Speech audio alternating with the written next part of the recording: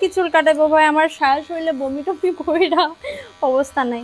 এই যে যে আস্তে আস্তে, তারপরে যে আমরা এখন ঘরে যে তোমাকে একটা চকলেট কিনে দেবো, ঠিক আছে? আমরা দেখেছিলাম, উমা কি সুন্দর, কি করছে এগুলো তোমার চুলে? বাহ, আমার ছেলে তো এখন হিরো হয়ে যাবে না ধুনু? আরাম লাগেনি? আরাম লাগছে নাকি? ও ঠিক আছে ঠিক আছে, গুটগুটি লাগে? এ ধুনু হিরো হয়ে যাবে তো এখন, দেখি কান্না করে নাকি? হ্যাঁ, বমি টমি কইরা অবস্থা নাই। এ ভাবছি কি একে নিয়ে মনে হয় পোলিও খাওয়াই জানছি, বুঝছো? সেদিনে পোলিওটা ভাবছে। তুমি পোলিও না, না এটা, এটা চুলহে কাটবো। এই গ্লাসে এখানে কে মার কোলে তুমি বসে আছো?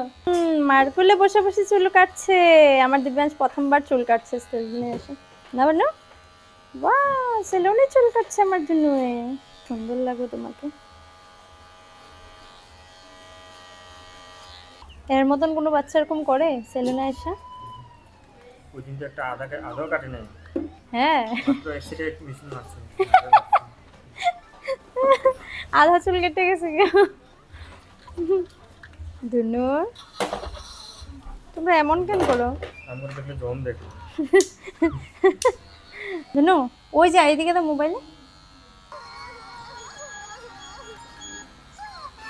বাড়ি গিয়ে আমার স্নান করতে লাগে, সারা শরীর আমার চুল চুল হয়ে গেছে। এমন লাগছে আমার দিব্যাংশ চুল কাটতে এসছে না আমি এসছি ভগবান জানে।